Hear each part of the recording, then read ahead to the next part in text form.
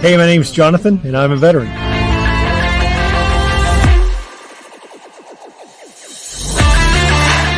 Hi, my name is Daryl, and I'm a veteran. My name is Chad, and I'm a veteran. Hey, I'm Travis. I'm an Air Force veteran. Hi, my name's Ashley, and I'm a veteran.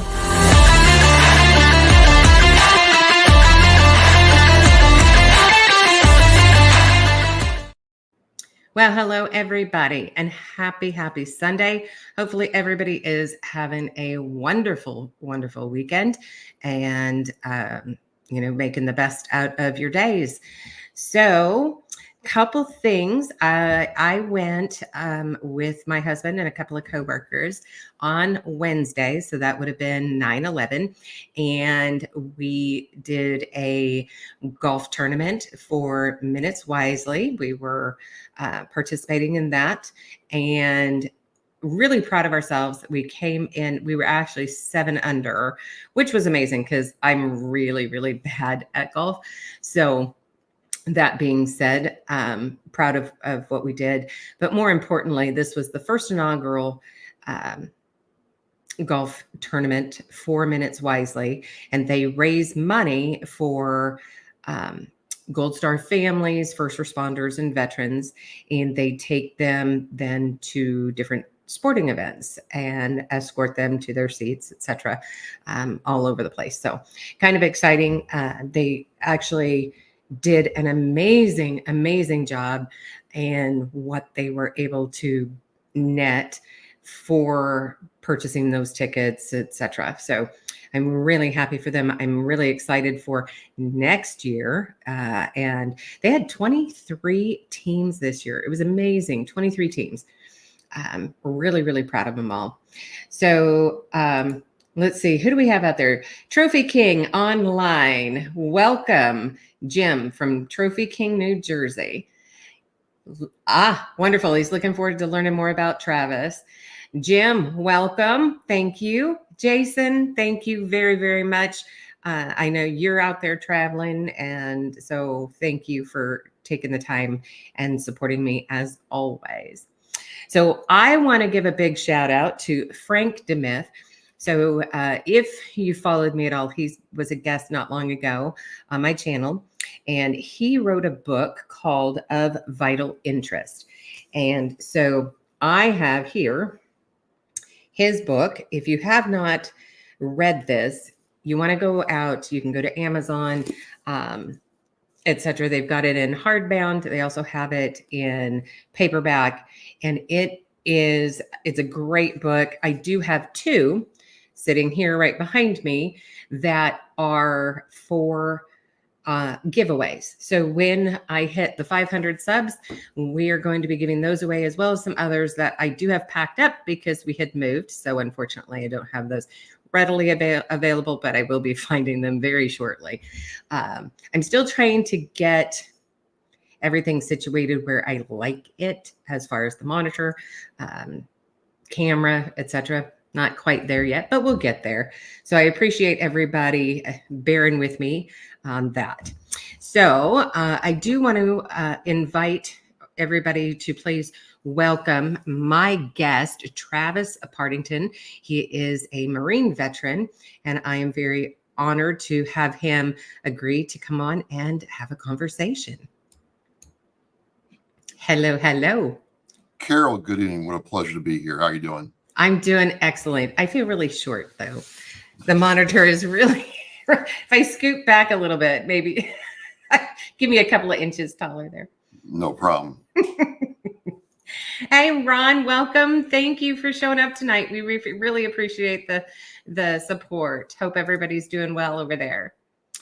So what have you been up to, Travis? Anything fun and exciting? And I have known you now for several months, and through Tip of the Spear, through David Willis's Tip of the Spear program, and found out I have a really soft spot in my heart for Marines, because, as you know, we've talked about this, I have 2 Marine veterans. So You're an awesome mom, that's for certain. Well, I don't know if they'd agree all the time, but thank you.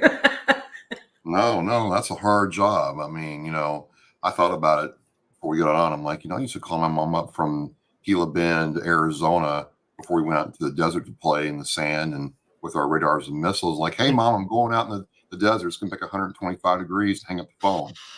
Not realizing that just kicked off a whole chain of events, thoughts, feelings, and emotions from my poor mother. So, Yes. The worry it must be magnified for you. And then you say, "Oh, yes, I'll talk to you in, 2, 3 days or a week," and you don't hear from them for like 2 weeks. And you're like, "Are they okay? Would they call if they weren't? Like, would the NCOs, would somebody be calling, to say, hey, something happened?" And then I have to remind myself, yes, they would. Calm down. It's all good. For sure, for sure. Uh, so I do really, really appreciate you taking the time out of your busy schedule to come on and share your stories, however, whatever they are, however you remember them, with us. And to start off, if you could, why don't you tell us all a little bit about your childhood, your upbringing, your education? So, I was born in the Midwest. I grew up on a farm. So, chores, milking cows at, 5 o'clock in the morning in the cold Illinois winter. And then baling hay in the summertime, picking blackberries, all Oh, that I good love stuff. doing that. Yeah, yeah, Wild and blackberries. the best, the Mhm. best. Just nothing like it. And then my parents moved down south. My dad got a job down south, and moved around there. And then I got out of high school and wasn't really sure what I wanted to do, and kind of needed to reorient myself a little bit. So and the ironic thing is, I tell people I did some time in Shreveport, Louisiana, which is right next to Bossier City, Louisiana, where the Strategic 8th Air Command of the Air Force is there. I'd gone to air shows. I had been to, one of the biggest air bases around because they have B-52s, A-10s, and, other support aircraft. I'm like, you know what? If I'm going to, I need to reboot my life. I need to go like all in. If I'm going to do it, I'm going to do it all the way and go to the Marine Corps. That's going to be the smart thing for me to do. So I took the ASVAB, and they're like, well, hey, we got these, air aviation support MOSs. Maybe you could do cryogenics or, Wow. So all you this other scored high on the ASVAB? GT like 125, like top 5 percentile. The recruiter's like, you're not being a grunt. So You're you didn't have oh yeah, okay. I get it because my youngest Marine scored really high and he wanted to be a grunt. And I can't say the words that the recruiter said to him, but it was like F no, no. yes, yes. And he said, oh yes, that's what I want to do. And they were not happy with him. Not No, happy. because I filled that block for the entire year for that depot in the Louisiana area. It was like, you're not. You're not. I didn't get a choice. Well, I did, but anyway. So I went to the 7200 Aviation Support MOS field, thinking, I mean, I was trying real hard. I'd made the score for air traffic control, which is what I really wanted to do, and went through boot camp in San Diego, got out, went to MCT, and then we get our orders. All the non 0311 Marines, the non-infantry Marines are getting their orders for MOS school, and it's like, Partington 7222 Hawk Missile Systems Operator. And I'm like, what is that? It sounds dangerous.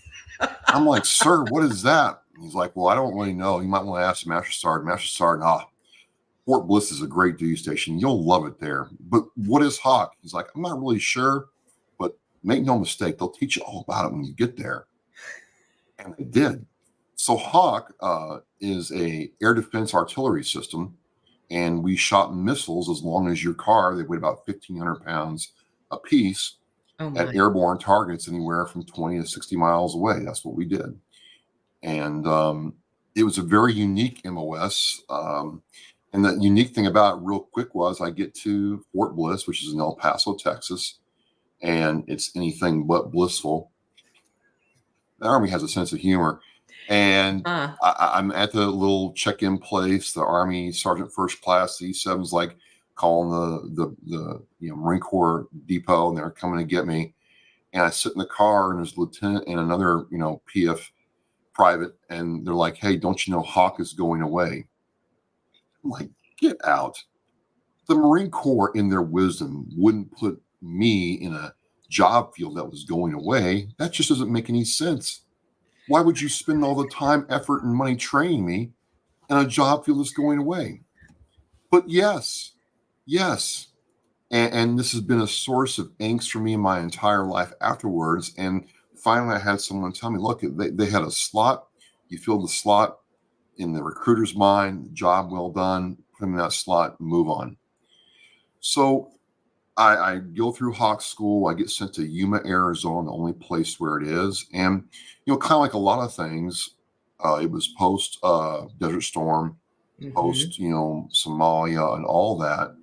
And at the time, I didn't get it, but later I did. The Marine Corps is primarily an offensive force, or, they're set up to secure that naval base or airstrip for the Navy. We're naval infantry. Right. And so, a defense system doesn't really fit in with the Marine Corps ethos, although, all through Vietnam, we were set up in Vietnam, and that's what we did. And we were set up in Desert Storm 1 and 2, and that's what we did.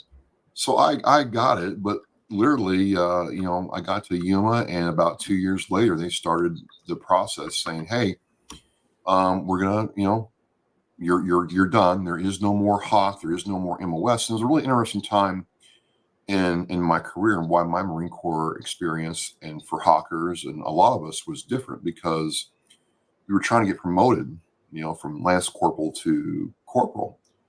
And your son's probably told you what the cutting score you have to make to get to those corporal and sergeant levels. Right. Well, the cutting score for corporal was like 800 points higher than it was for sergeant. Translation: they weren't promoting you. They weren't promoting you. They were going. They gave the options like this: we're not promoting you. And there's no option. Well, that was outcome one. We're not promoting you. Okay.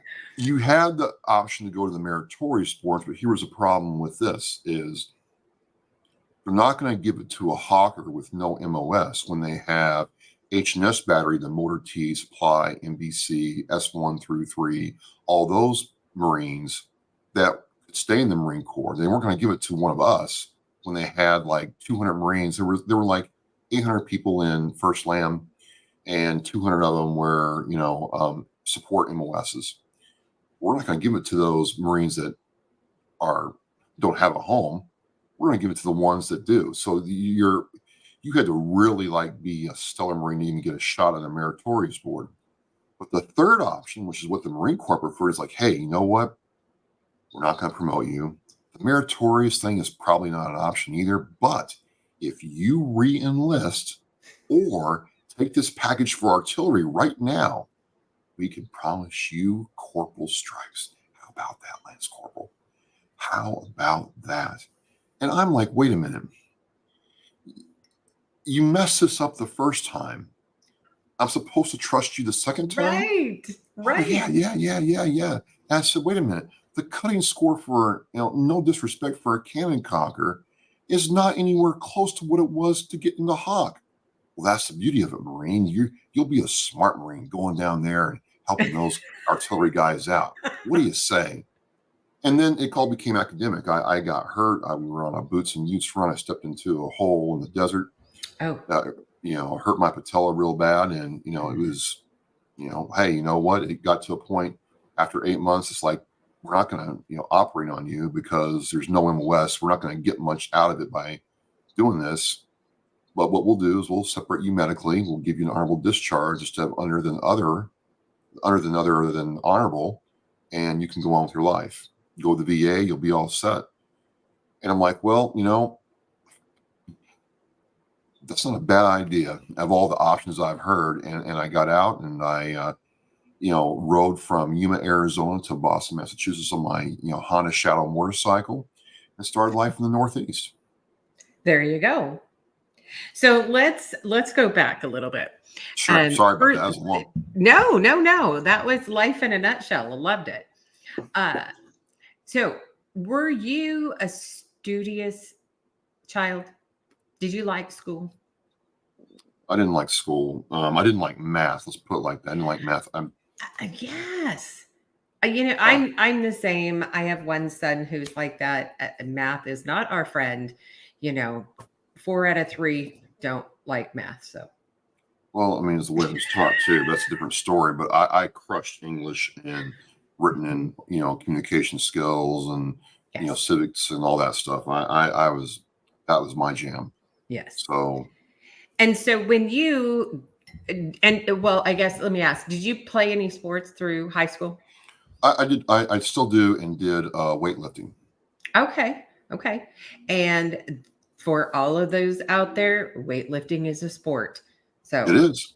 Absolutely, it Olympic is. sport. Yes, that's right. That's right. So no knocking. Especially if you can't do it. No knocking. So, okay. You decide you're going to go into the military. Yep. What did your parents say? Did you tell them? Did you talk No, it over with them? No, I was 21 at the time, fully an adult. It was out of the house, so it was like, well, okay, write a letter when you feel like it, and you're on your own. That was just kind of the way it was. Oh my goodness. Yes. That would devastate me. It's like, wouldn't you have wanted to just at least talk to me about it? That mom thing, right? Oh yeah. So, oh my gosh. Okay.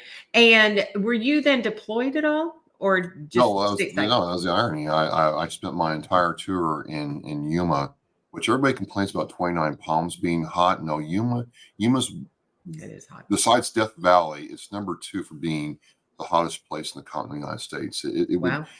It would get so hot that we could take tinfoil and either on our radars or Humvees make pancakes and eggs. We drank a gallon of water to stay. It was like being in Iraq. With stateside, it's great. Well, and you didn't have those camel spiders, right?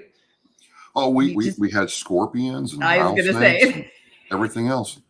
But the weird thing was, I didn't like the heat, but I like the desert. There's something about the desert that you really get to find out real quick. So Jim said he saw you doing a rep of 16-inch ounces a few minutes ago. No, this is not beer. This is liquid death water. I got to hydrate or die. But the desert will tell you what a person is real quick. I mean, when it's 122 and you're trying to in place your gear and be safe and stay alive, it really makes you honest real quick. Yeah. Well, and then, just the heat of your camis and your packs and all that you have to carry around, just keeping fit. I heard we smelled real good when we came in from the field. Like, you don't notice it out there, but boy, when you get back, it just hits you. Yeah. Well, and as a mom, I can say that now granted, it wasn't a dry air, but when my youngest Marine came home after boot camp, it was horrible. It's like he rolled in the swamp for 13 weeks straight and never washed it at all. And it took 2 or 3 washes before that smell was completely gone. It was bad. And I know moms across the nation say the same thing. Like, in fact, they're constantly, when they get their new Marines home for those 10-day leave, they're like, how do we get that smell out? It's part of you. Yeah. It's like comes out the pores. I'm telling you. So, okay. And now you're over on the northeastern side. So obviously there's, more humidity, more, moisture than desert. And what do you think of that? What do you think of where you're at? Ooh, um, this is New England is a challenging place sometimes. Just getting from point A to point B is a challenge. Uh, it gets cold, so I was used to the heat, and now it got cold. And a couple of years ago, in 2015, 2016, we got an average of 7 feet of snow for the winter. It was over your car. They were running out of places to put it, Yes. and parking lots that had these big, huge snow mounds didn't melt until July. So there's Yep. that, and very, very different from where I was. Absolutely, in terms of just what the people do and the climate and the demographic makeups and all that stuff. Yeah. Yeah. Um, let's go back to the Hawks. Yep. And we know they're phasing them out, but Well, no. So, what? so let me qualify something here. The U.S. phased them out. They're Mhm. not in the U.S. arsenal, but Raytheon still makes them, and they're used worldwide. In fact, true fact. I'm not lying to you. Raytheon reached out to me and said, "Hey, you want to come to White Sands, New Mexico, and work on them because they're used by and they're over in Ukraine right now." And the cool thing about it was, back when I was in, it was a lot of manpower to crew one of these batteries. Now everything is, Humvee equivalent mounted. So you need like half the manpower to field and set up a Hawk battery.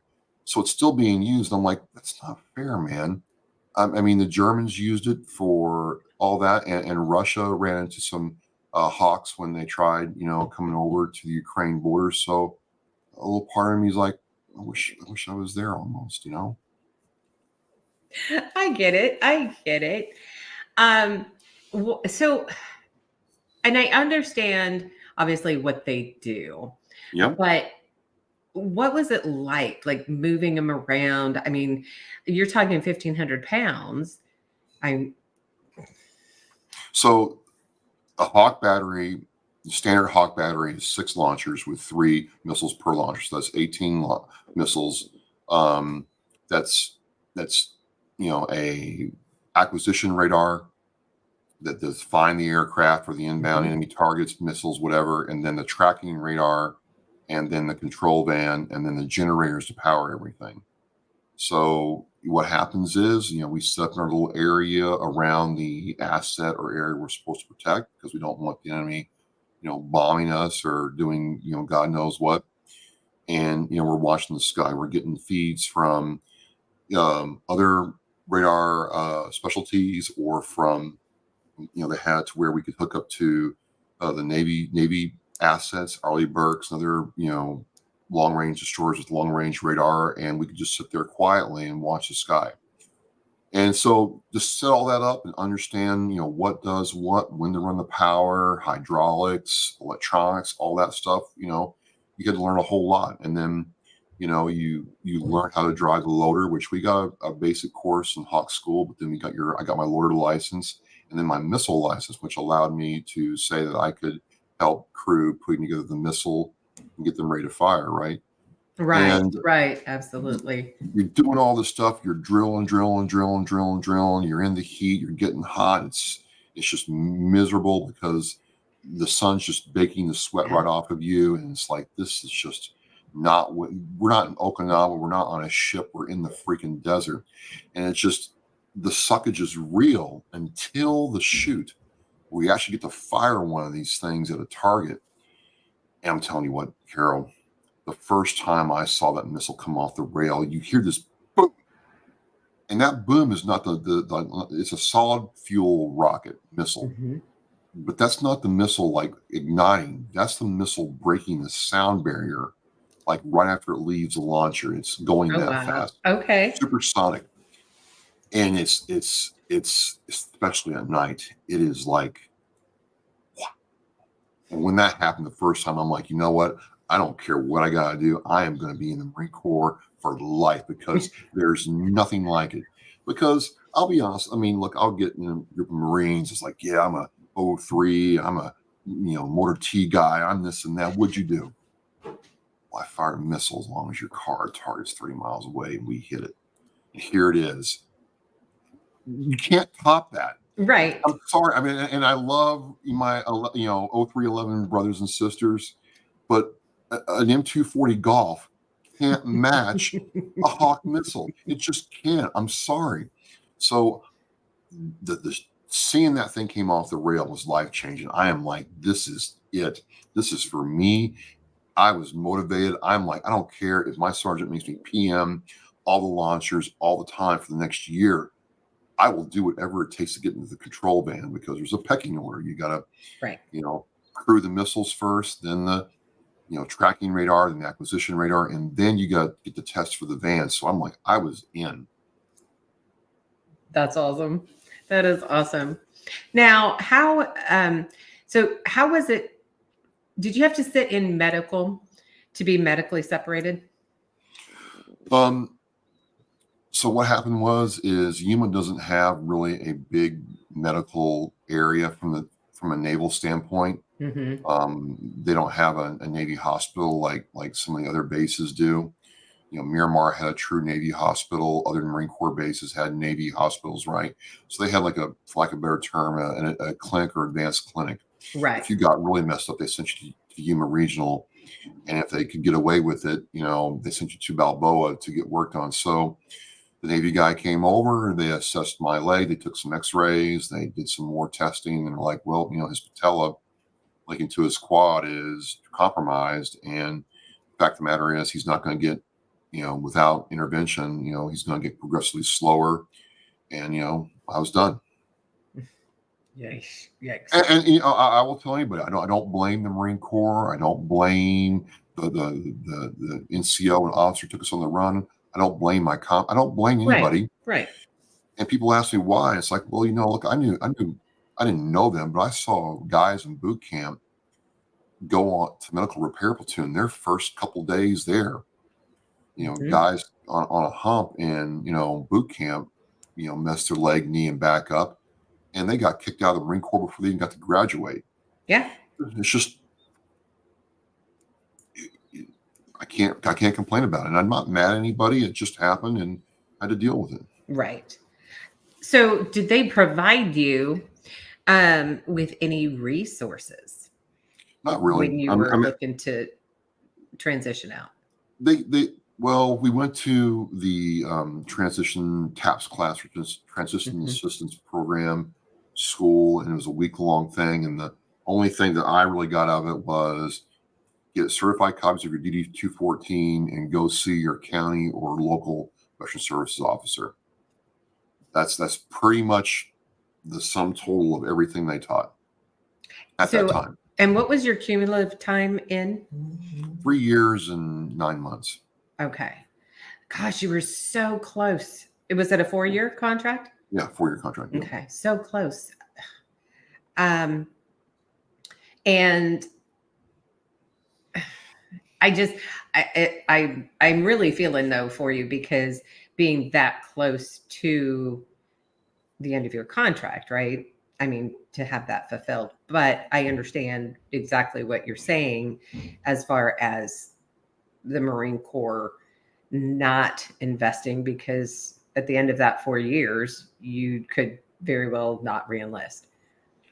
So, yeah, the pragmatic side of it later, when you get into business and management, you understand that that, and it did seem messed up at the time. I'm not going to beat around the bush about it, but it really was the best choice for all parties involved.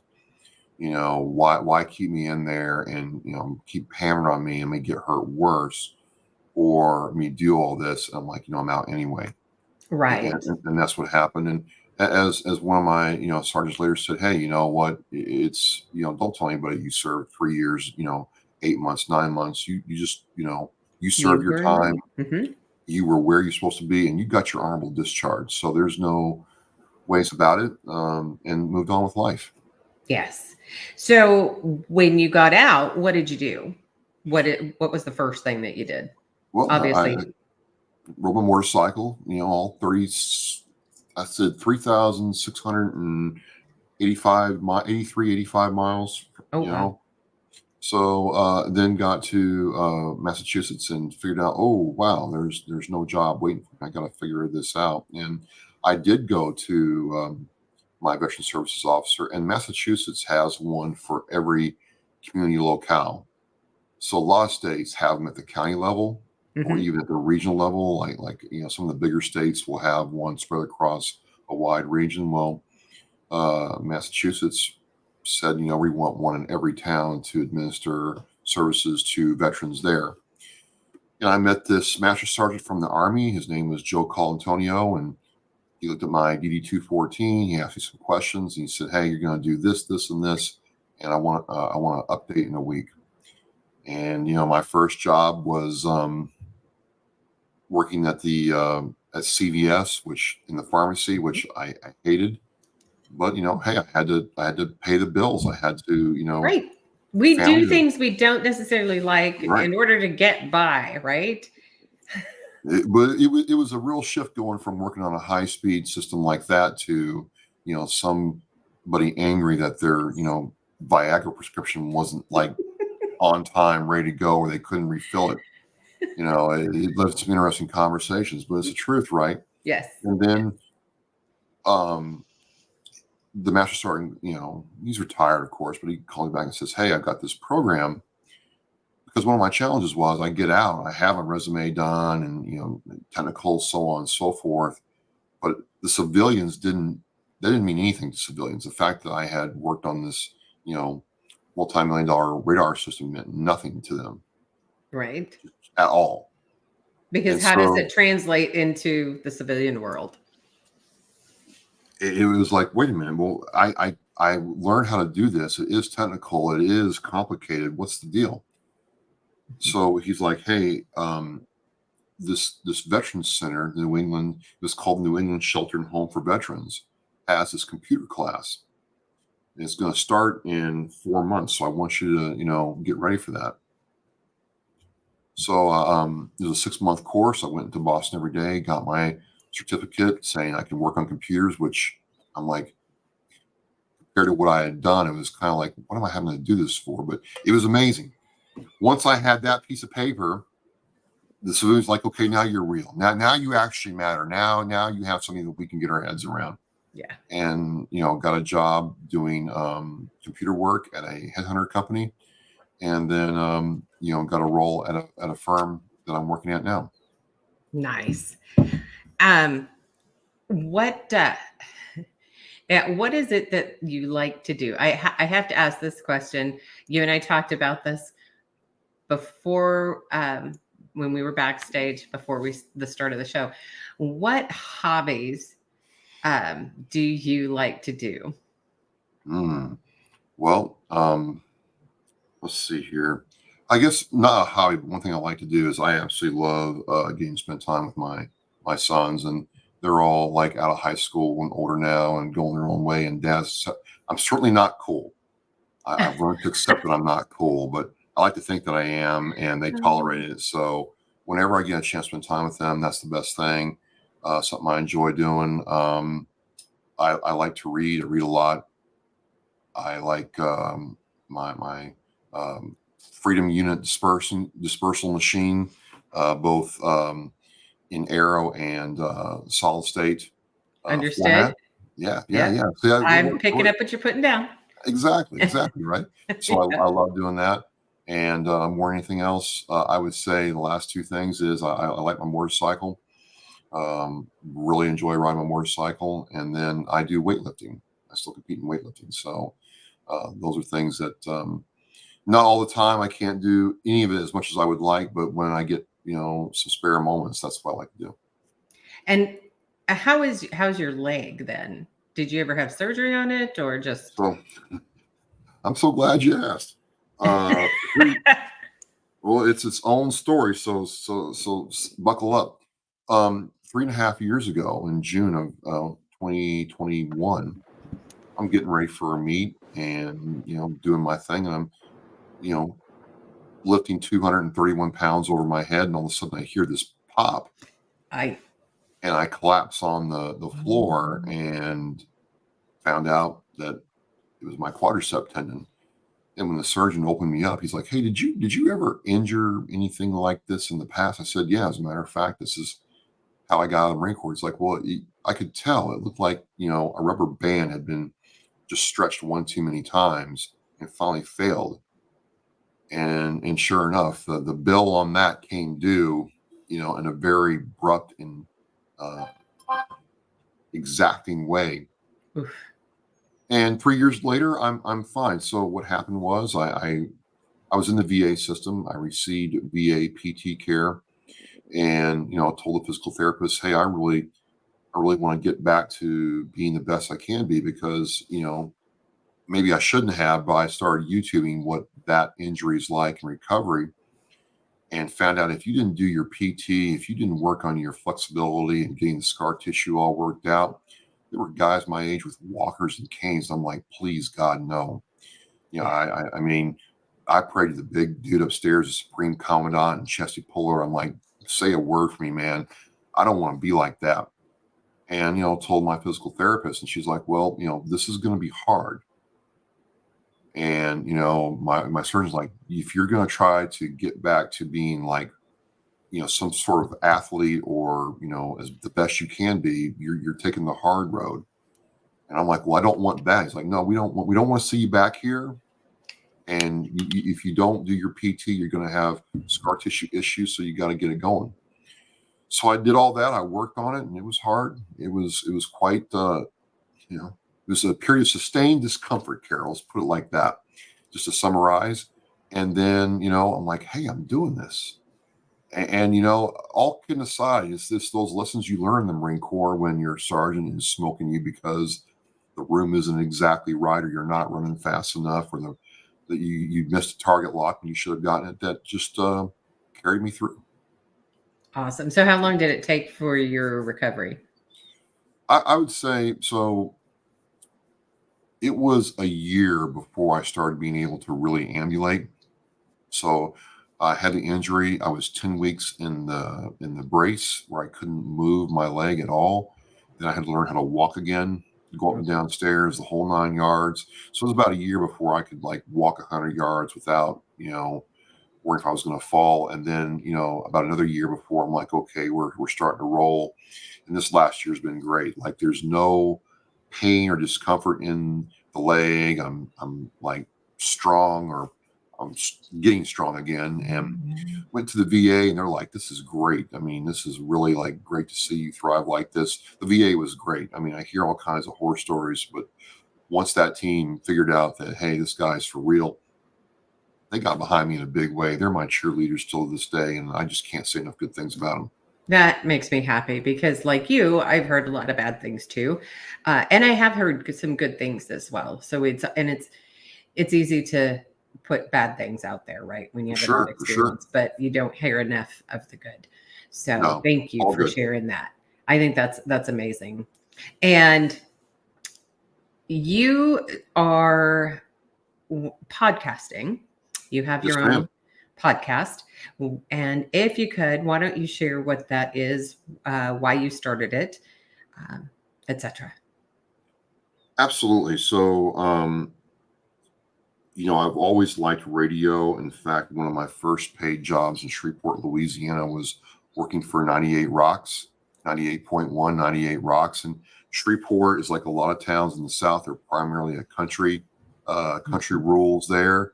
And so I was like 14, 15 years old, doing marketing research, calling up people saying, hey, why don't you listen to rock and roll music? Had some pretty interesting conversations about that. But I just always liked it. This whole thing where some person in a place somewhere is talking, it's going out over the airways, and people are, vibing and connecting with what that's saying. I always liked it. And, got away from it. And then, from 2010 to 2014, 2015 were really bad years personally for me. A lot of things happened beyond my control that I didn't want to happen, and, had no idea that was going on until it was too late. And so I'm sitting there, feeling really worthless, alone, cast aside, and didn't quite know what to do about it. I was trying to figure it all out, and I was getting some good advice from some people. But at that time, I had joined the Marine Corps League to kind of get around some people so I wouldn't self-isolate. And we would do these rituals. If you're in the Marine Corps League, you know, we do burial rituals for people who passed, whether you're Marine Corps or not. And, 2013, 2014, 2015 is when the 22 a day really was a huge problem. I mean, it's still a problem, but I mean, back then it was like, wait a minute, what's going on? You got people killing themselves almost every day that we're hearing about. And we do a ritual and we embrace and shake the family's hand after the ritual concludes. And a mom looks at me and says, why him? Why not you? Why did he do it? Why did he lose hope? And I had nothing for her. I didn't know what to do, say. It was very like awkward. And, but I thought about it on the way home. I'm like, here I am going through my own valley, standing on the abyss some days, like trying to figure out how I'm going to just survive, but much less, feel good about myself again. And I'm like, well, what can I do? And, start throwing around this idea that, I'll do something. And at that time, I was doing guest hosting at WVBF AM 1530 in Taunton, Massachusetts. They would have me on, particularly when they had like a military event, military guest, someone with a military nonprofit, veteran nonprofit. They'd bring me on to kind of get some different flavor. And I really enjoyed it. So I thought about doing a radio program. Well, the thing is, airtime's expensive. Airtime was $2,000 a month. I'm like, well, that's just impossible. So fast forward to April 2016, I'm like, I got this idea for a show, and I found out about podcasting. And I'm like, I'm going to call my show Oscar Mike Radio because I'm a radio dude, and that's what I like to do. Oscar Mike's means we're on the move or we're on mission. And if I stay on the move, because Marines move to contact, and then we locate, close with, and destroy by superior firepower. And that's just what we do. That's how we are. Absolutely, 100%. If I can adapt that kind of mindset and then pursue whatever this mission is, then maybe something will happen. I don't know. And I met a gentleman by the name of Keith Hayes at Massasoit Community College during the Dale Dorman Media Day. He's talking about podcasting, and I'm like, I could do that. I mean, I don't know anything about it, but it, I can do it. So I went up to him, pitched the show. He's like, well, we got all this work to do. Let's see if we can do it. And in July of 2016, my show launched. And the first, I would say, 30 to 80 shows absolutely stunk. They were bad. I mean, I listen to them now. I'm like, oh my God, I just cannot believe that. But what started happening was the aspect that I had to create a 30-minute minimum talk every week about a subject in the military and get it out there, talk about it, and then start engaging with people got me on a routine, got me on a schedule. And then I'm like, well, I kind of want to improve this because I started liking it. And when I started liking it was when I started, talking to people in person and learning about their story and what they were doing and helping them by supporting what they were doing, right? I started getting a lot of satisfaction out of that. And, it's kind of appropriate that you and I are talking right now because 8 years ago in September, this woman in Georgia, her name's Jill St. Jakes, contacts, my dude Keith, and he contacted me about yarn for veterans for blankets. And he's like, hey, this would be a really good thing for you to do. I know it's like yarn stuff, but I think you could do something with it. I'm like, I don't know anything about yarn except cats play with it. I mean, I have no idea. But I'm like, got a hold of Jill and she's like, hey, I make blankets, lap blankets and full-size Afghans sometimes for veterans in the Georgia VA system. And, I don't know about your sons, but I can tell you I've been out of the Marine Corps for a little while now, and I still like my poncho liner blankie. Oh, yeah. Yeah. I mean, I have mine on the couch and, on a cold winter day or a cold winter's night when the window's open, it brings back memories. It's a thing. What is it? What are those called? Well, they're called woobies too, but when I My was in, my son, my oldest Marine, is supposed to find one for me.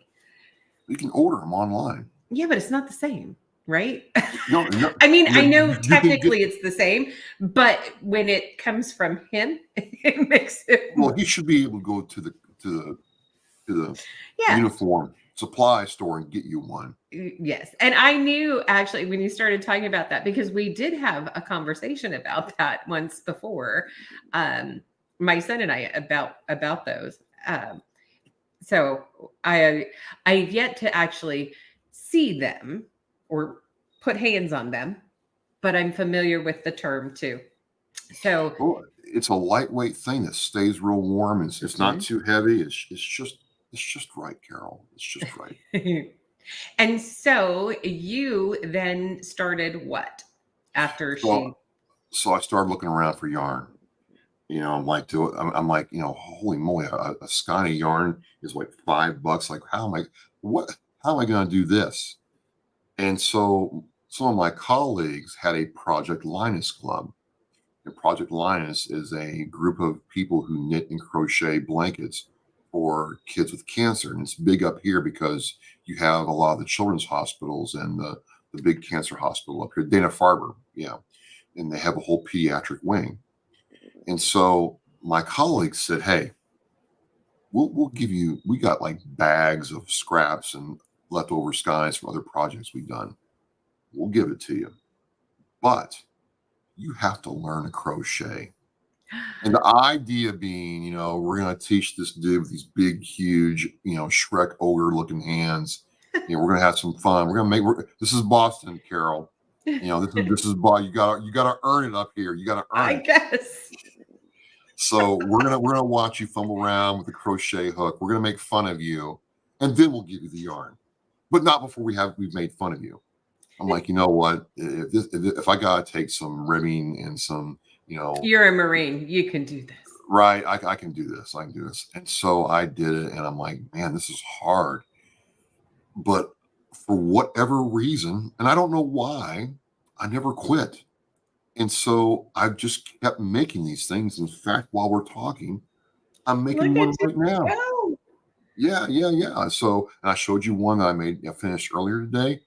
And Yeah. so this is what Oscar Mike Radio did for me, though. It put me in positions to do stuff like this so other people could get help. And I found out I really liked whatever this was. I can't really quantify it for you, but I really enjoyed doing it. And then I really focused on trying to improve the craft of podcasting and what that means to people. And so I derive a lot of enjoyment out of doing it. I've been doing it now for over 8 years. I have over 400 shows, and you're coming on my show soon. I And am. it's just this aspect where you can provide a space, a place for somebody to talk about either a situation they've been through, a challenge they've overcome, or something they're trying to reach, or even showcase something they created. They wrote a book, they play an instrument, they do pottery, they do whatever it is. There's something about that is just timeless. And so that's what I've done, and I enjoy it, and I like the fact that people are. I mean, back when I started, there was maybe like one or two veteran podcasters I knew, and now there's all these people getting into the game, and people are like, well, do you like that? Yes, yes, I like it. Yes, I want to see more of it, and yes, stuff like this, being on your show really reinforces the fact that we can, share our stories, and if somebody gets some value out of it, then it wasn't wasted time. So it's a great medium. It's a great discipline, and there's been so much that's been made available to me because I do it. That's awesome. So, can I share the picture? Sure. Excellent. Let's see here.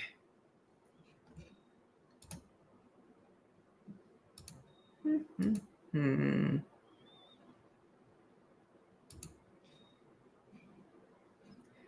All right, let's see here.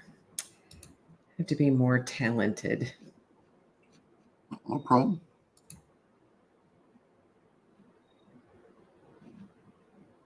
We'll give it a shot here. Okay. There you go.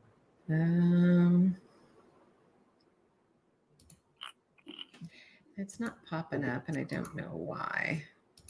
If you want, I can try presenting on my end. Yeah, let's try that. And I think Stand by.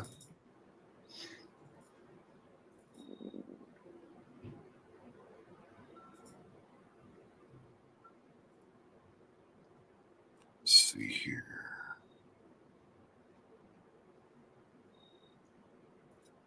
Here we go. there we go. Hang on. All right. Let's see if I can. Can you make that a little bigger? I don't know. The bottom there. Oh, I see what you're saying.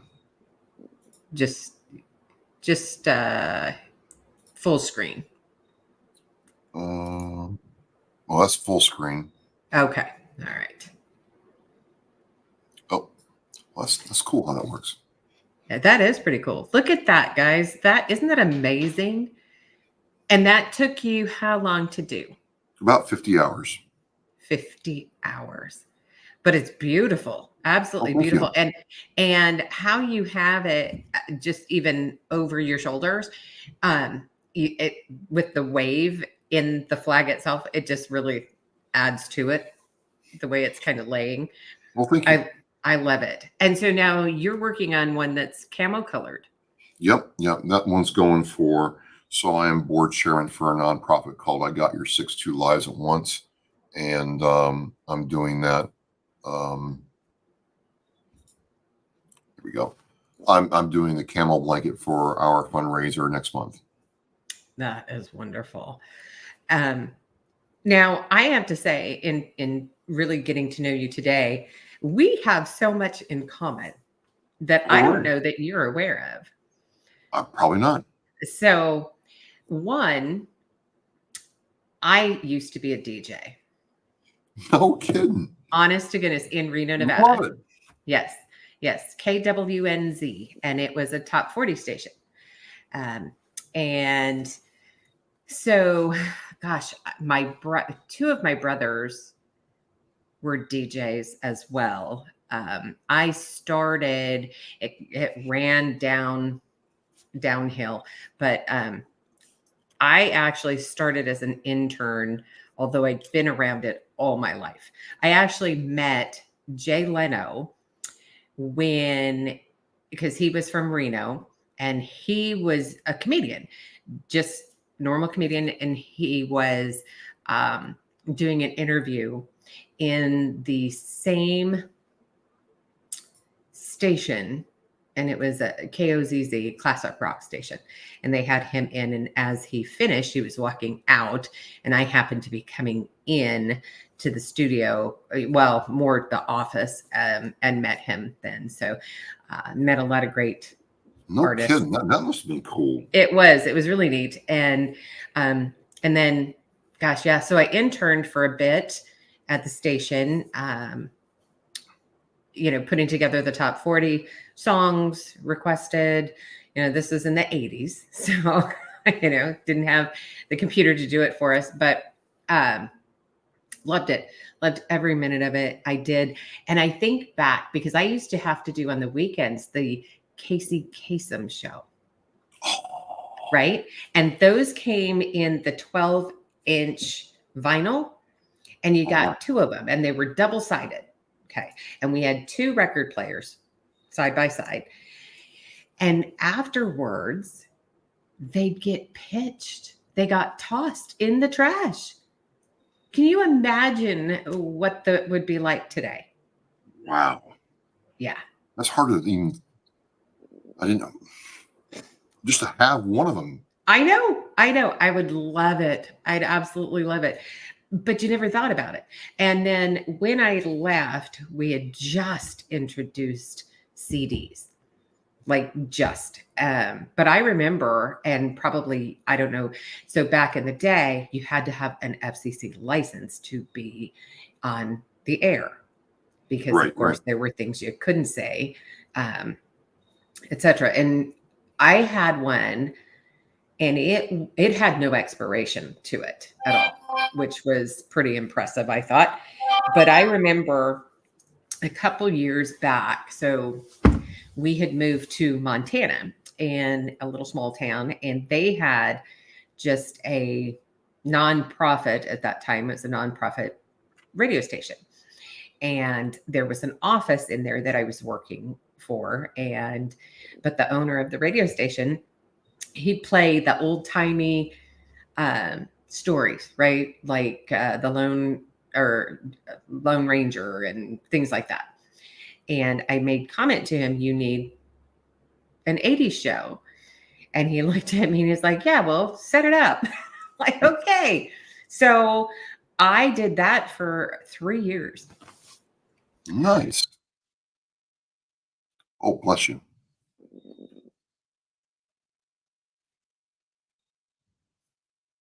Drink some water, please. Drink some water. This is, yep, yep.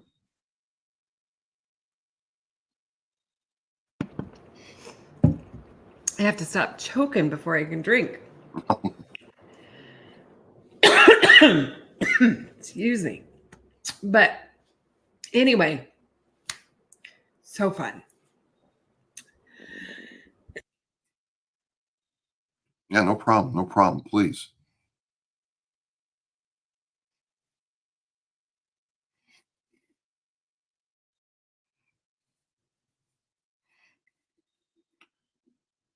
We'll be right back. I'm working on this blanket, and it is a true camo blanket. So you can see it here. And yes, these mitts are actually working the hook. And it's so great to be on with Carol Hangstrom, a Marine mom with Conversation with the Vet. And it's kind of cool. Like, I wonder, more moms should interview their sons. It'd be some great conversation, like having your mom talk to you about your Marine Corps experience. Like, what was it like? And then I don't know about you guys, but I would tell her, like, oh yeah, we had to eat scorpions for breakfast before we got, released on liberty when we were out in the desert, and watch your eyeballs get real big and bug out, or any number of things, just to get a reaction out of mom. I mean, that would be fun. That'd be a lot of fun. And, it's been really great getting to talk with Carol, because I'm like, oh yeah, you never really get to hear what's going through, mom's mind when, you're doing this. And so it's just really cool to have this going on. Now, we're going to tell Carol here to drink water. Navy rule number one, you have to drink a gallon of water a day. I don't know if she has any Motrin, folks, or some. I know she needs clean socks. She needs clean socks. She needs to change her socks. God bless her, but it's just really cool getting this opportunity to talk with her. So she's back now. So yeah, we're just ad living, just living. I know. Thank you for that. I was dying, trying. I have allergies, no tonsils, no adenoids, right? So, and I didn't take my allergy meds this morning. So it drains, and then it's like it catches me, and I'm done for a few minutes. No problem. No problem. We just, I know. I love the ideas, though. I think that's awesome. But so as I was saying, yeah. So I did. It was called Carol Lee's 80s at 8, and I did that for 3 years, and those were all pre-recorded. But and initially I did 7 days a week, and I was like, I can't. Wow. So I come in and do just pre-record five days. But I loved it. I absolutely loved it. So, nice. Yeah. So, and of course, the things that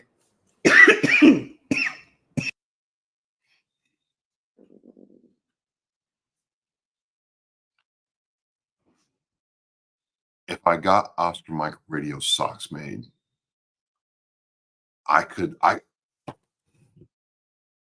that's what I'm going to do.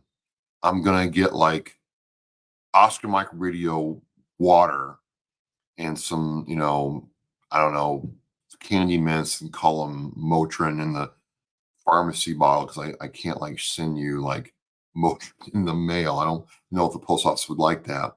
And some Oscar Mike radio themed socks for like a get well present supply drop or something like that. And I think my logo would look pretty good on a sock. I could see myself doing like a weightlifting meet, having, you know, me doing a clean and jerk or a snatch with the missile on the socks going off. I gotta find that. Like if I could get like Oscar Mike Radio branded water, and then like Oscar Mike Radio branded candy, and then some OMR socks. I could do black socks. I could do white socks pretty easily, right? And then all my female fans tell me I gotta have more pink in my stuff. So, maybe we'll do some pink socks, but like a get well kit. A get well kit. And you'll be the first one that gets it, Carol. Oh, please. I am so excited about this. You have some brilliant ideas. I'm choking and laughing at the same time. Well, I'm just trying to be Semper Gumby, Carol. I'm living Semper Gumby. I know you do it so well. And in case you haven't seen, I'm over here, I'm literally just choking. I've got this tickle right here. And then of course, every time I'm coughing so hard, my nose starts draining, my throat's draining. I'm like, crazy. Sorry about that, everybody. But yes, so, and by the way, Trophy King says beautiful blanket. Oh, cool. Thanks, Jim. Yes. So I'm really excited to come on your channel, and we have that scheduled for, let's see when that is. The 20th. Yes, ma'am. Okay. So that's going to be Oscar Mike Radio on the 20th at 5 p.m. Central Time. Yes. Excellent. And well, like I said, I mean, one of the things that I'm first of all, if I may, I mean, it's your show, but I'm really I'm really happy to be able to do this with Carol, because if I may, think about it. Like, you never really hear from the children of veterans or active duty, and it's kind of weird. Like, you only hear from moms every now and then. And yeah, I'm a dude, and yes, I love my mom, and moms are great. They are, but it's different being a mom than a dad. It is and experiencing childbirth the way I did. I'm like, hats off to you ladies, because that is a lot. I am not man enough to be a woman when it comes to that. I'm just not.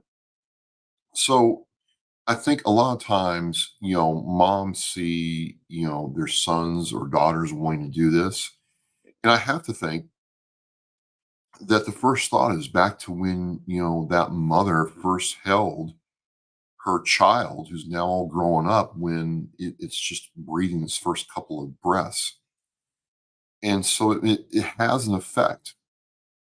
And I know with the recruiters and the officers are going to say, well, it's not, he's not a child or she's not a child. They're a young adult making their own decision. But there's a lot of recruiters who will sit across the kitchen table and tell mom and dad that, hey, we're going to take care of them. It's not a written contractual promise. It's not. But it is implied that you birthed this child, you brought it up, you raised it, you gave the knowledge to want to defend our country, and you're giving it to us as we take your child from you. This is why I really want to talk to Carol on Sunday night and kind of unpack some of those feelings, because it hits different for dads. It is. And yeah, it's not the same. So I am looking forward to Friday the 20th, and we'll have her out probably in October, or maybe, right before Veterans Day. But it's going to be a good time. And, this is why this is the aspect. This is the thing I really like about Oscar Mike Radio is, we can trade conversations and Right. be different for everybody. So Carol is back now. I will yield the mic to you. Can you see my glasses are fogged up? Your glasses are like, need a windshield wipers. I'm just saying, Carol. That's so funny. Oh my gosh. I shouldn't try to make you laugh. I'm sorry. That's okay. It's quite all right. But yeah, I'm really, really excited to have this conversation with you. Because not that I can speak for all moms, right? But I can definitely say, how it was for me. And it'll be an interesting story. Well, because you don't have just one, you have two. I do. And when the Sullivan brothers had that thing happen in World War II, where all five of them were lost, that prompted monumental change in the military. No longer were brothers gonna, serve in the same ship, same aircraft. They didn't want that because the whole entire bloodline just stopped. Right. What a sacrifice. So, I think we need to have those conversations and understand, what is going through a mom's mind when they watch their child leave and come back changed, and the change is forever. Yes. I do want to ask one thing right now. Please. Did you notice your son's eating habits changed at all when they got back from the camp? Well, In terms of speed of onboarding food? no. So, Really? especially my youngest Marine, middle child, from the time he could eat solid food, he would put it away so fast. And we'd have to tell him, no, you need to sit there and chew each bite. I want 10 times each bite. Because, he would literally eat pasta and never swallow or never chew it. He's like 3. And he's just. Man, some drill instructor out there is smiling ear to ear right now hearing that. So it was just nuts. I'm like, come on now. And yeah, that hasn't really changed any. And so it worked well for him as he, of course, went into the Marine Corps or any military for that matter, because, things happen quickly, right? So you don't get much time to do anything. Eat, shower, doesn't matter. I had a girlfriend one time say, look, it's what's going on here? Like you cleaned your entire plate in like under 2 minutes, and I wasn't even thinking about it. And I've been out of the Marine Corps for years. I'm like, it's just habit. It's just some things. She's like, it's okay. It's all right. It's not going anywhere. I'm like, it's hard to break. Hard to break. It is. Now, if I could just break him from taking 30-minute showers, we'll be in good shape. Yeah. When you get the water bill for the first time, it's kind of like, ooh, we're not. Uncle Sam's not paying, because you think about it. Your tax dollar pays for us to be clean. Yes, but when you're in the military, let's start with, say, boot camp, right? You're literally, the little horseshoe of a shower kind of thing. And you got what? How many seconds to get through all of them? And by the time you're done, you need to be completely clean. Yeah. You're right. And then you get to the fleet, and it's like, okay, hey, in Yuma, it was kind of a way to cool down too. So, Yes. Oh yeah, for sure. But he's always taken really long showers, so that I can imagine would have been difficult for him. But so as far as you and resources, obviously Oscar Mike Radio. So for anybody watching, if you haven't already, let's give Travis some love and go out to Oscar Mike Radio and, subscribe, place a comment out there. He's doing a great job for our veterans and himself, because it's therapeutic. So, but what other resources have you found in your area that work for you? Well, I'd start first and foremost in this state, the Commonwealth of Mass. um, there is the veteran service officer for your local community that is there to, service the Chapter 115 benefits for a veteran. And, that's based on, did you serve? Do you live in the town where you're trying to get the benefits, and did you get an honorable discharge? There are income, constraints around that too. But even without the income constraints, that person is designated to help you as much as they can. That's their job. There's that. And then there is the VA. Like I went on this campaign myself to say, what, if I want to do X, can I find Y service outreach program at the VA? And it's like,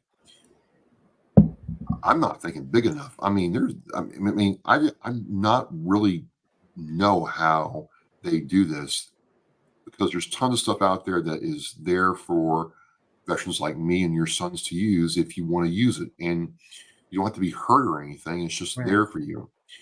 And then the third thing is, organizations like the VFW, the American Legion, the DAV, and the Marine Corps League, and vets. And I know that some of these orgs get a bad rap, where people don't really want to join them. Some of it's self-inflicted. Some of these orgs really missed entire generations of veterans for whatever reason.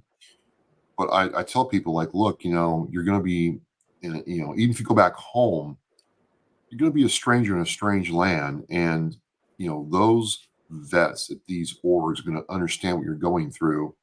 And I tell guys all the time, and women too, that, your biggest resource is relationships.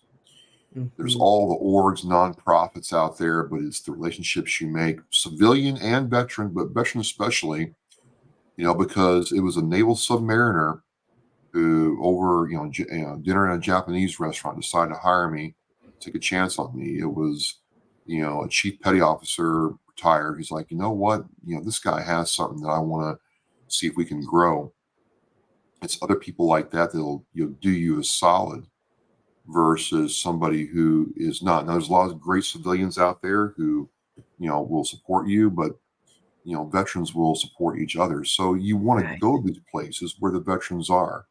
And, the American Legion is like $40 a year, but okay, so that's like $3 a month, three 25, and it's not that big a deal.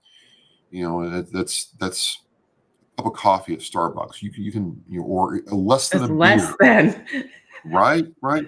So, and the right ones need the younger people in there, and they'll do that. So, there are those, or excuse me. And then the last thing really is, there are tons of nonprofits. We could discuss that all night, and I know David Willis does on his podcast, the Homefront Set Rep podcast, which is a great podcast. Check that out. But if you're into something like dogs or horses or music, there are nonprofits that support any and all of that. You can participate. You can volunteer. You could maybe serve on the board and be involved at the board level. And that is to say that, all these things will keep you from being isolated. Look, in my humble opinion, just based on what I've read and educated myself on and what I know personally, a lot of the what they're finding out is a lot of the origin of the suicidal ideations come from isolation and loneliness, to the point where, if we could diagnose loneliness as a medical condition, I think it would get the kind of attention it deserves. And I try to tell people who serve like I did, it's really tempting just to, go in your little hidey hole and, do your thing on the weekend and not really get out there. But it's not good. right. And you don't have to be one of those involved in everything every night of the week, but it won't hurt you to go to a VFW meeting, an AMVETS meeting, go to the barbecue, go to the breakfast and have some pancakes, or some eggs, and pick up the tables and take out the trash and just be around people. Right. And then if you like it, you can, do something else. And then, I tell all these, younger veterans, look, some of these old Vietnam veterans who are, cranky and irritable sometimes. They come off that way. Are some really cool dudes They are. who've seen a whole lot. And there's a wealth of knowledge. Like there's been some times where, I was going through my, personal strife, man, and personal challenges. For some of these old salts who've seen, how this works, how the world works, and how to win. This is what you do. This is how you do it, and you can do it. Remember that you're a Marine. Did more for me than any therapist or anybody like that. So, what I'm trying to say is, Carol, is there's help, opportunities, and possibilities in almost limitless forms. Yes. You just got to decide to take the step. I mean, some veterans irritate me because they want the limo to roll up with the possibilities, the red carpet rolled out, and someone to carry them down the limo. No, It doesn't work that way. Right. And we're not that way. We are force multipliers. Move to contact, locate, close with, and effect fire on the target. Sorry. The spirit of Chesty is imbibing me right now. Don't lose that spirit. Don't lose that spirit. That gets you up every day, right? Telling you what, it came over me just now. Sorry. But it's as simple as that, right? And again, you don't have to be like, super veteran, but you can show up and have a good time and hang out with some possibly new friends. And have you heard of this one, mindoverland.org? I have not. So, do you like to camp? I do. Do you like to do any kind of off-roading? Well, the last off-road I did was in Arizona, but I freaking loved it. So they do 6 trips a year, primarily East Coast, but occasionally they'll do, some other areas throughout, Midwest or, Central, etc. And they will have roughly 15, up to 15 veterans. They bring their own vehicles. A lot of them have the tents that are built on top of like a Jeep or Toyota. Primarily Jeeps and Toyotas are what they all have, it seems, but not to say you can't bring anything else, but they pay, it's a $50 deposit. However, they pay for all of your food. They pay for all of your gas. And the trips can be upwards of 400 to 500 miles of driving. Oh, and it's camaraderie, it's all of that. But I guess I should say. I'm checking it out right now. Over Mind Over Land. Mind Over Land. Now they have coming up in November is from the 8th through the 10th. They have, I believe this is their 2nd annual, but don't quote me on that, where they open it up for veterans, their families, as well as any supporters to come out. And last year we were invited to go. Oh, yeah? Yes. And they had anywhere from, I would say 100, maybe 150 veterans and their families show. And it's in the mountains of North Carolina. And so you get there Friday or early Saturday, and they'll tell you where you set up and your tent, etc. And then they'll do a bonfire, of course, permitting, weather permitting, etc. Then the next morning they'll have a coffee truck, and so you can buy coffee, donuts, things like that. They'll do, if you want, which you don't have to, they'll do they've got, I think there's like 3 or 4 trails, not overly long, that you can do, and they all kind of go together. And Okay. they'll, and everybody else who doesn't want to go can hang back, which we did. Great time. They have sponsors for giveaways, etc. as well. And then that night they bring in food trucks, and so you can purchase food from all these different vendors. And great time, absolutely great time. So it's free to go. You just reserve so that they have an idea of how many people are going. So we are headed up. I'm hoping, the hope is I can get the 2 Marines to go, because it's a lot of camaraderie. It's a lot of joking around, storytelling around the bonfire. But it's a wonderful event, and they usually have a guest speaker. So it's just wonderful. So if you haven't checked it out, check it out. And really great people, absolutely great individuals that started it, got it going. And so I think you'd really enjoy that. I'm checking it out right now. I mean, off-roading trails and stuff. That's you're speaking my language. Yeah. It's pretty neat. Because I figured as much that you liked some of that stuff. So I've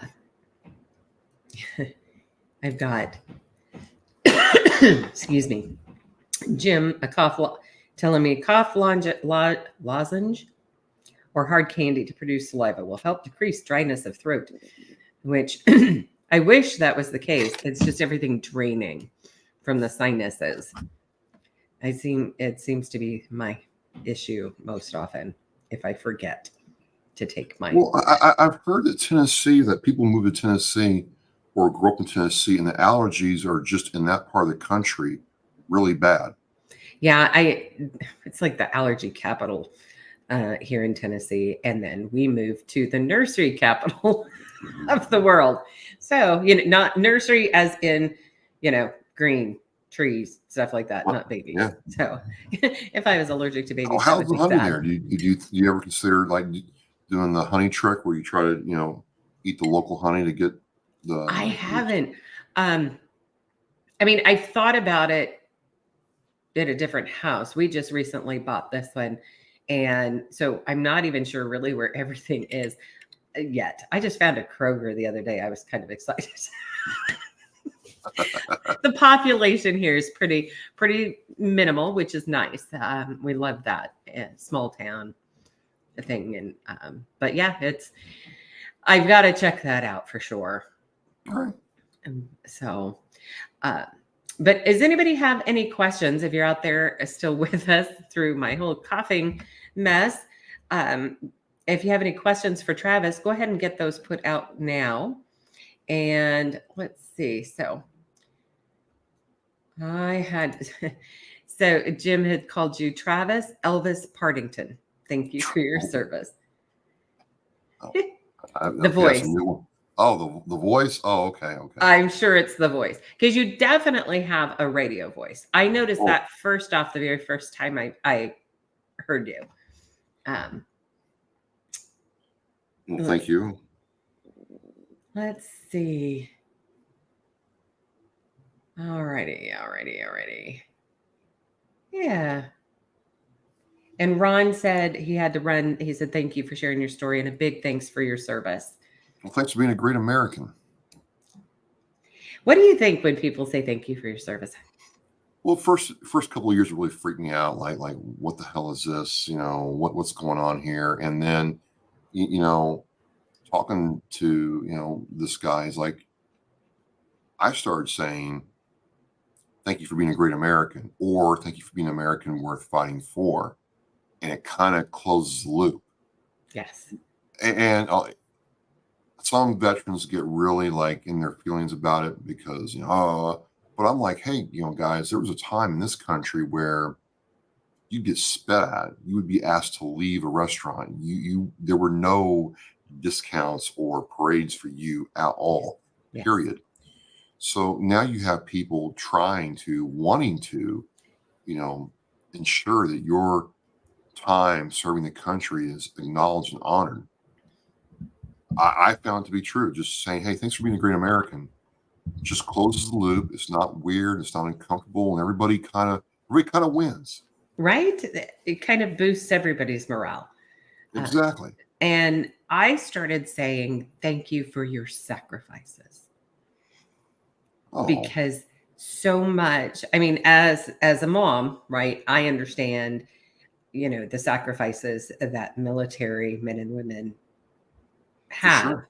They're missing birthdays, Christmas, anniversaries, children's first steps, first words, just all those things.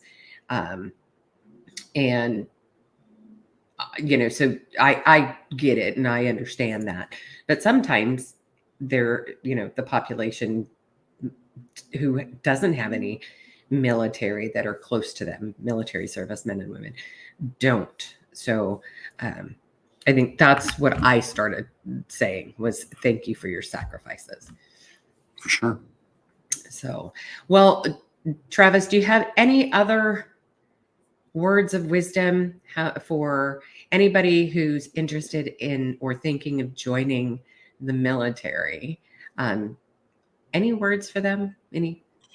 Oh God, I'm not sure. I would call myself a wise man, but for anybody joining the military, I will say this: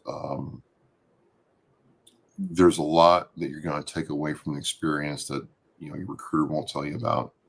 And I think about this. I say it all the time. I didn't realize it at the time that they truly, in some cases, except for my children being born, those were the best days of my life. I mean, I didn't realize. Yeah, I had to do. I was told to do. I had to be here. Blah blah blah blah blah. But there were a lot of good times there. There were a lot of times I had the freedom to explore and find out who I am and check things out and make relationships that 25 years later I'm still keeping in touch with these people, and it's really special. And I would tell anybody in the military, take those pictures, be annoying, because there are people that I served with who are no longer here, and you never know when the last time it is you're going to see them. You just assume that in your 20s and early 30s that, hey, everybody lives forever and there's no problems, and we can conquer anything. And all of a sudden they're gone, and you're like, wow, I wish I had gone that motorcycle ride with that person, or played that pickup game of basketball, or got a COD session going, play some Call of Duty with them, and now they're gone. So I would tell anybody to enjoy the suck, enjoy the experience, shift your perception, take every resource class, opportunity to grow yourself out of it. And then, realize that, you're stronger and more badass than you know. I think those are some great words. Great words of wisdom. See, you're Oh, more wise than you give yourself credit for, Travis. And just I always tell people, please, you never know when you're going to meet a veteran. Not everybody advertises that they're a veteran. You don't always see them wearing the hat that says, veteran on it. So be kind to everybody you meet, because you just don't know if they're having a rough day or not. And a kind word can go a very, very long way. 100%. So I am not seeing any questions in the chats. So I do want to say from the bottom of my heart, Travis, thank you very much. And if you will, go ahead and stay put for me, and we'll go ahead and wrap this up.